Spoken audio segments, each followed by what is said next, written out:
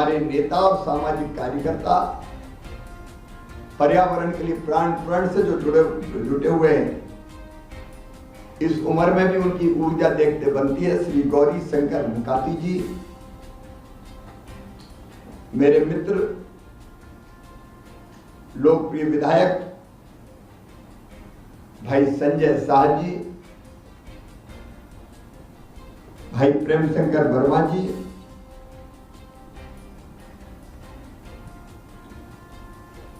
दोगने जी भी जुड़े हैं, मुझे बताया आर के दोगने जी, पूर्व विधायक, विक्रांत तिवारी जी, सीईओ गोट्रीज जो कंपनी है जो पौधों का रख रखाव भी करेगी, अरविंद सारंग जी, उपस्थित हमारे सभी मित्रों, मैं अभिभूत हूं आज पर्यावरण दिवस पर। आप सब सामने बैठे हैं, अलग अलग स्थानों पर भी लोग जुड़े हैं। धरती पर कितना गहरा संकट है इसका अंदाज आज पूरे विश्व को हो गया है। कार्बन गैसों के उत्सर्जन से आज धरती का अस्तित्व ही संकट में है।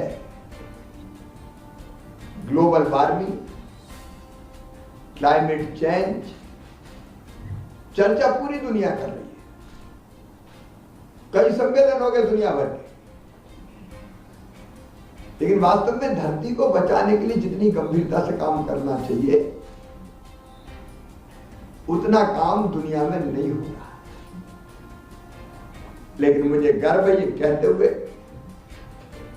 कि भारत के प्रधानमंत्री नरेंद्र मोदी जी ने पर्यावरण बचाने के लिए भारत क्या क्या कदम उठाएगा उसके लक्ष्य तय किए हैं, और वो लक्ष्य हम प्राप्त करें इसमें हम सबकी भागीदारी और भूमिका होनी चाहिए। आपने जिम्मेदारी संभाली, आज से नहीं, ये तीसरा साल है मैं आपसे जुड़ा। आप कल्पना नहीं कर सकते जो लोग जुड़े हैं वृक्षारोपण के काम से कितना अद्भुत काम कर रहे हैं। ये वृक्षारोपण ही पर्यावरण को बचाएगा। ये केवल पेड़ लगाना नहीं है, ये जिंदगी लगाने का काम कर रहे हैं। सांसें लगा रहे हैं, सांसें जो लोगों को जीवन देती है। और आप कल्पना करो, एक पेड़, एक वयस्क पेड़ को कभी ध्यान से देखना, वर्षा जल अवशोषित करता है, बरसात का धरती के अंदर पहुंचाता है तो भूजल स्तर बढ़ता है। एक वयस्क वृक्ष पीपल का, बरगद का, नीम का लाखों लीटर पानी जमीन में पहुंचा देता है और अवशोषित करके रखता भी है।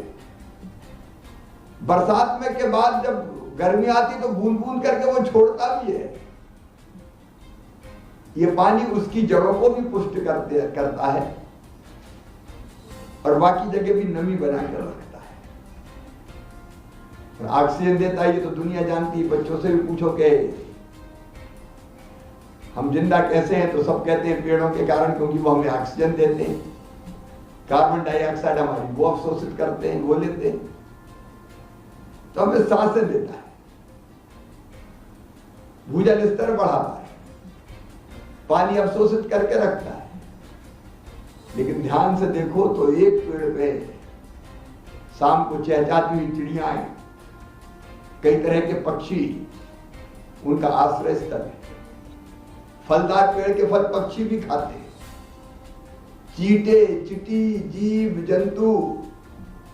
एक बरगद के पेड़ को कभी ध्यान से देखना, लाखों जीव जंतु एक पेड़ पर पलते हैं जो पर्यावरण के संतुलन को भी बनाए रखते हैं। और इसलिए पेड़ जरूरी है। पेड़ के बिना हमारी जिंदगी, हमारा अस्तित्व संभव नहीं है। अगर इसी ढंग से पर्यावरण दुनिया का बिगड़ता रहा तो आप सब जानते हैं धरती की सतह का तापमान 2050 तक 2 डिग्री और बढ़ जाएगा, ग्लेशियर पिघल जाएंगे, समुद्र में उबाल आएगा, समुद्र किनारे के शहर डूबने के कगार पे आ जाएंगे, कई आइलैंड तो डूब ही जाएंगे, भयानक स्थिति पैदा।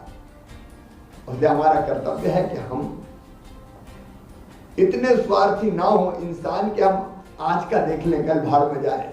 हमें क्या करना है? हमको कल आने वाली पीढ़ियों की धरती बचाना है, और पेड़ बचाना पर्यावरण बचाने का सबसे प्रमुख साधन है। और इसलिए इस अवसर पर मैं गदगद मन से, आनंद से भर के आप सबको हृदय से धन्यवाद देता हूं। आप बहुत बड़ा काम कर रहे हैं, आप वृक्ष मित्र हैं, आप पर्यावरण मित्र हैं, आप धरती को बचाने के पवित्र काम में लगे हुए हैं। इससे बड़ा पुण्य का काम कोई नहीं। और इसलिए जो हरदा में जुड़े हैं वो भी, और जो बाकी जगह जुड़े हैं वो भी, मैं सबका अभिनंदन करता हूं।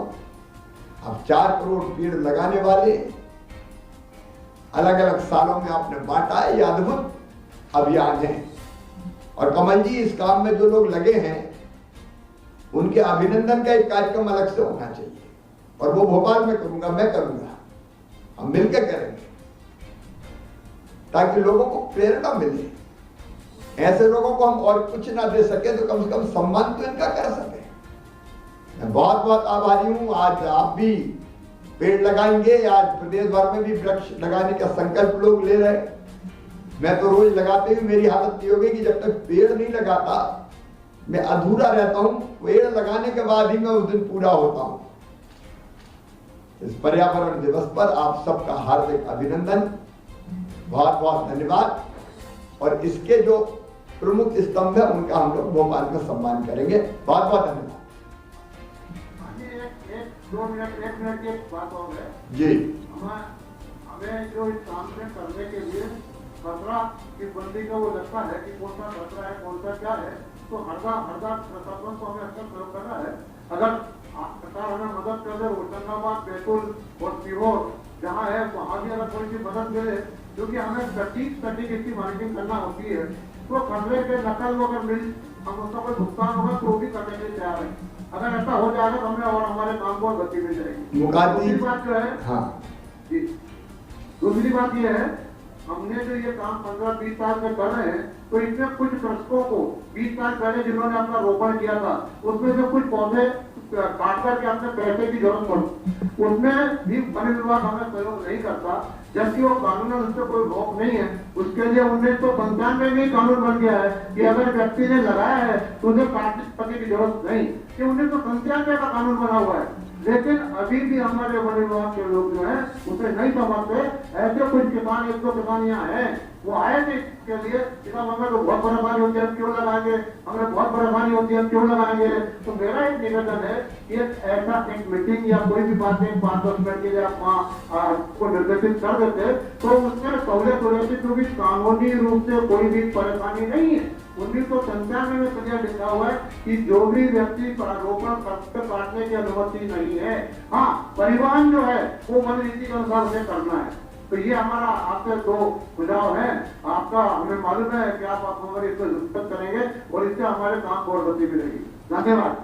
ठीक है, पहली बात कही उसमें कोई दिक्कत है नहीं, और दूसरी बात भी चूंकि सरकार ने नियम बना दिए, फैसला कर लिया है, इसलिए उसमें भी कोई दिक्कत नहीं होगी। उसकी समीक्षा की जरूरत होगी तो मैं कर लूंगा।